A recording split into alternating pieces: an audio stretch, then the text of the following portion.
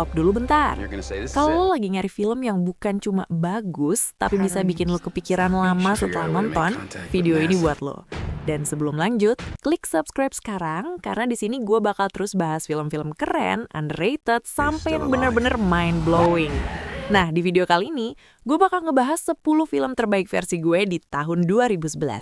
List ini bukan cuma soal rating tinggi, tapi soal film yang punya rasa, yang bisa bikin lo mikir, ngerasa, bahkan kadang gak nyaman, tapi nagih. Dari yang pelan tapi dalam, sampai yang brutal dan penuh emosi. Langsung aja kita mulai dari nomor 10. 10. Mix Cutoff. Di posisi 10 ada Mix Cutoff. Ini bukan cuma film survival biasa, tapi juga ada sentuhan feminisme yang kuat. Alurnya emang pelan, tapi justru itu yang bikin film ini terasa nyerep. Ditambah sinematografinya yang indah banget. Gila sih, gurun yang gersang bisa kelihatan nyaman dan enak dipandang. Michelle Williams di sini juga aktingnya luar biasa. Sayangnya kayaknya nggak bakal dilirik Oscar sih. Tapi tetap, ini film yang bikin gue betah ngikutin perjalanan berat para karakternya. The Help. Selanjutnya ada The Help. Temanya soal rasialisme, tapi penyampaiannya nggak gelap atau bikin depresi. Justru ringan dan cukup menyenangkan buat ditonton. Memang ada momen mengharukan, tapi nggak yang bikin lo nangis sesegukan. Castnya juga gila sih. Jessica Chastain, Octavia Spencer, Emma Stone, Bryce Dallas Howard, dan Viola Davis. Viola Davis bahkan punya potensi besar buat Best Actress Oscar 2012, walaupun saingannya berat kayak Meryl Streep atau Rooney Mara. 8. The Separation dari Iran. Ini film yang benar-benar mainin ambiguitas moral. Gak ada karakter yang bisa lo salahin sempurnanya. Semua punya sudut pandang masing-masing. Yang keren lagi, film ini pinter banget nyimpen rahasia dan ngebukanya pelan-pelan sampai lo kaget sendiri pas tahu kebenarannya. Ditambah lagi, isu sosial di Iran juga ikut diangkat. Alurnya cepat dan konfliknya menarik banget. 7. Senna. Nomor 7, Senna. Jujur aja sebelum nonton ini, gue juga nggak tahu siapa Ayrton Senna.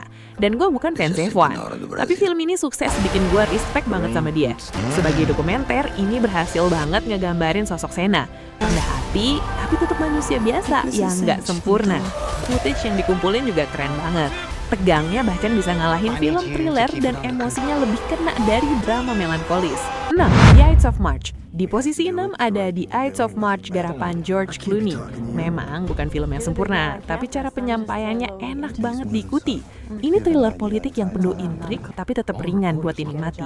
Nggak cuma soal politik Amerika, tapi juga refleksi yang bisa terjadi di negara manapun. Dan yang menarik, ada perkembangan karakter dari yang polos jadi lebih keras karena realita. Ryan Gosling seperti biasa, solid banget. 5. Drive. Nomor 5, Drive. Banyak yang bilang film ini overrated atau kurang action. Jujur aja itu aneh sih menurut gue. Film ini justru kuat di style. Alur pelan, minim dialog, tapi penuh makna. Nuansanya juga kerasa banget vibe 80s-nya. Ryan Gosling dan Carey Mulligan di sini lebih banyak ngomong lewat tatapan. Dan itu jauh lebih susah daripada dialog panjang. Karakter Gosling di sini keren banget, simple tapi ikonik. 4. 50-50. Di nomor 4 ada 50-50, film tentang kanker tapi nggak dibawa dengan cara cengeng. Justru dikemas dengan komedi yang pas banget. Diangkat dari kisah nyata Will Reiser, film ini bisa bikin lo ketawa dan terharu dalam porsi yang seimbang. Nggak lebay tapi tetap kena, dan itu yang bikin film ini terasa jujur dan kuat. 3. I Saw the Devil. Nomor 3, I Saw the Devil. Ini film benar-benar brutal tapi cerdas. Ceritanya soal dua monster yang saling kejar dan saling ngancurin satu sama lain. Darah, kekerasan, semuanya ada. Bahkan ada elemen kanibal juga. Tapi bukan cuma sadis, film ini juga punya pesan soal balas dendam yang bisa bikin seseorang jadi monster juga. Intens, gila, dan salah satu pengalaman nonton yang paling liar yang pernah gue rasain. 2. Blue Valentine. Di posisi 2 ada Blue Valentine. Ini film yang dalam banget soal cinta dan pernikahan. Kayak ngasih peringatan ke pasangan muda kalau pernikahan itu nggak semudah yang dibayangin. Ceritanya maju mundur, nunjukin masa pacaran versus setelah menikah. Dan kontrasi itu kerasa banget. Ryan Gosling lagi, ya 2011 itu tahunnya dia. Plus Michelle Williams yang juga luar biasa. Transformasi karakter mereka benar-benar dapet. Dan yang terakhir, yang nomor 1, The Tree of Life. Ini bukan cuma film, ini kayak puisi dalam bentuk visual. Visualnya indah banget, apalagi adegan penciptaan alam semesta yang dipadu musik orkestra, merinding sih. Tapi lebih dari itu, film ini ngajak lu mikir soal hidup, soal keluarga, konflik, sampai hal-hal spiritual. Apa arti hidup? Dari mana kita datang? Kenapa kita ada? Memang terasa ambisius, bahkan ada bagian yang mungkin gak sepenuhnya sampai. Tapi itu gak ngurangin kehebatannya. Brad Pitt, Jessica Chastain, sampai Hunter McCracken tampil luar biasa. Pokoknya ini pengalaman nonton yang beda banget dan gak gampang dilupain. Dan itu dia top 10 movie versi gue di tahun 2011. Beberapa mungkin pelan, beberapa brutal, dan beberapa terlalu jujur sampai agak nyakitin.